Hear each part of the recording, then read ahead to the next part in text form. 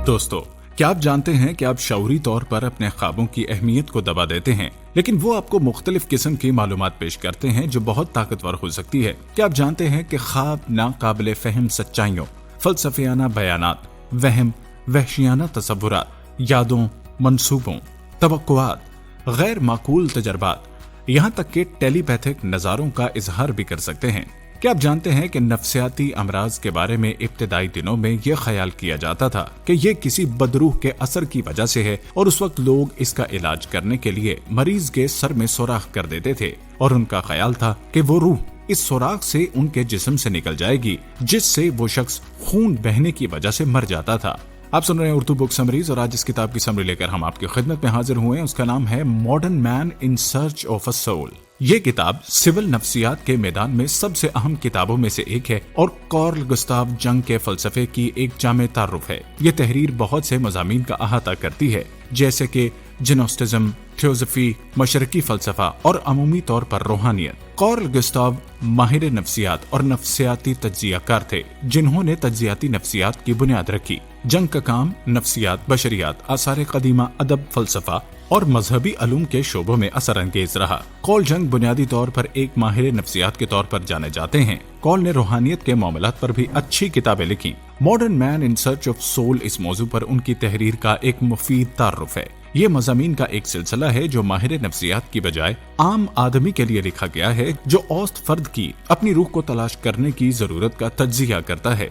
जंग एक फ्राइडियन था और सेगमेंट फ्राइड का करीबी दोस्त था। हालांकि उनकी दोस्ती 1913 में बदनाम जमाना तकसीम का शिकार हो गई थी।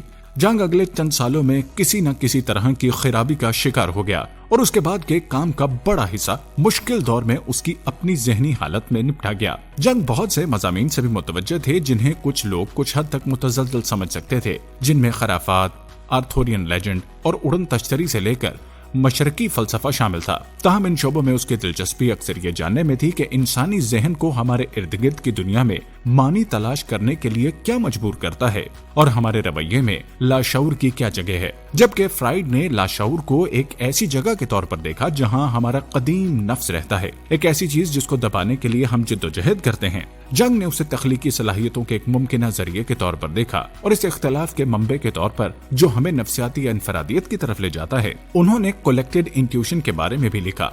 इस ख्याल का मतलब यह नहीं समझा जाना चाहिए कि लोगों में किसी किस्म का मुश्तरका जहन है। इसकी बजाय इसका मतलब यह है कि इंसान तजर्बे, फहम, हिस्सी सलाहियत वगैरह के लिहाज से एक दूसरे के साथ इतना शेयर करते हैं कि हमारा जहनी सेटअप एक जैसा है। जंग की तहरीर में बाज़ौक़ात वो ये समझने की कोशिश करते हैं कि हम अफसाने कैसे और क्यों तख्लीक करते हैं, और इस सिलसिले में वो मजहब को दूसरों के दरमियान एक अफसाना समझते हैं, लेकिन एक ही वक्त में वो कभी कभी खुदा और मजहब में जाती एतकाद की बात करते थे और रूहानियत को बहुत अहमियत देते थे। इत्तेफाक से जंग ने 12 कदमों पर मुश्तमिल प्रोग्राम को भी मुतासिर किया, जो अल्कोहलिक्स के जरिए मकबूल हुआ। वो एक अमेरिकी मरीज जो रोनाल्ड एच के नाम से जाना जाता था का इलाज कर रहा था, जो अल्कोहल के मसाइल से दो चार था। जंग ने उसे अपने अकीदे के बारे में बताया कि सिर्फ रूहानी तजर्बे से ही शराबी की इस्लाह की जा सकती है। रोनाल्ड ये मशवरा लेने के बाद अपने शराब नोशी के मसले पर काबू पाने में कामयाब हो गया और एक अंजीली बशारत के ईसाई ग्रुप में शामिल होने के लिए अमेरिका वापस आया। ये कहानी बिल विल्सन की तवज्जो में आई, जो बदले में अपने शराब नोशी के मसले पर काबू पाने में कामयाब हो गया और मुश्तरका तौर पर ए तंजीम की बुनियाद रखने में कामयाब हुआ।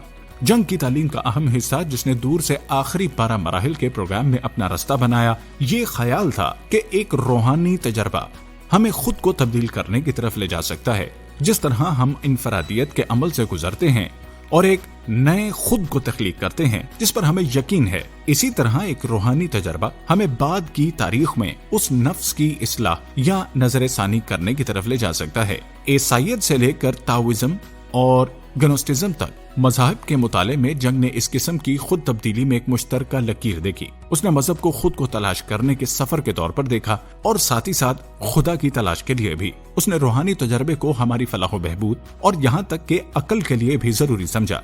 Modern man in search of soul के मज़ामीन जंग के नफ्सियाती नजरियात का एक जायजा पेश करते हैं। वो ख्वाबों के तज्जिये, अलामतों, साइकोथेरेपी के मकसद, शख्सियत की तश्कील और जिंदगी के मराहिल के बारे में लिखते हैं। वो जदीद आदमी को कदीम आदमी से भी मुतसातिम करता है और इसके ख्याल में हकीकी जदीद इंसान वो है جس نے تمام جدید نظریات کو اپنا لیا ہو اور جو لاشعوری جبلت اور روحانیت کی بجائے منطق اور سائنس پر انحصار کرتا ہو، وہ اسے قدیم انسان کے طرز زندگی اور عقیدے کے نظام کی نسبتاً سادگی سے متصادم کرتا ہے۔ جنگ یہ دعویٰ نہیں کرتا کہ دونوں میں سے کوئی ایک ضروری طور پر دوسرے سے بہتر ہے، لیکن وہ بتاتا ہے کہ جدید انسان روحانی بے چینی کا شکار ہے، ممکنہ طور پر اس لیے وہ اپنی لاشعوری جبلتوں سے بہت زیادہ لاتعلق ہو چکا ہے۔ ہندوستان میں جنگ کے گزارے ہوئے وقت نے اسے مشرقی مذہب سے متوجہ کر دیا تھا اور اسے یہ یقین کرنے پر بھی مجبور کیا کہ لاشعور کی زیادہ تعریف کرنا اور روحانیت کو روزمرہ کی زندگی میں شامل کرنا ایک صحت مند ذہنیت کا باعث بنے گا۔ وہ دلیل دیتے ہیں کہ جدید انسان کو ایمان، محبت اور بصیرت جیسی اقدار کی طرف واپس جانے کی ضرورت ہے۔ آخری مضمون میں جنگ سائیکو تھراپسٹ اور پادریوں کے درمیان موازنہ کرتا ہے۔ وہ کہتے ہیں کہ اگرچہ پادری دماغ کے سائنسی مطالعے کے بارے میں اتنا نہیں جانتے ہوں گے، لیکن وہ ان اقدار کے بارے میں بہت کچھ جانتے ہیں جو روح کے لیے ضروری ہیں۔ اس کا خیال تھا کہ بہت سے لوگ نفسیاتی طور پر بیمار ہو گئے یا کم از کم بعد میں درمیانی عمر میں اور اس کے بعد غصے کا شکار ہو گئے، کیونکہ وہ اپنا مذہبی نقطہ نظر کھو چکے ہیں اور ان کے جدید نقطہ نظر نے انہیں روحانی مدد حاصل کرنے سے روک دیا، چاہے وہ کسی پادری سے ہو یا دوسرے ذریعے سے۔ آخر میں یہ ممکنہ طور پر اس کتاب سے لیا جانے والا سب سے اہم پیغام ہے۔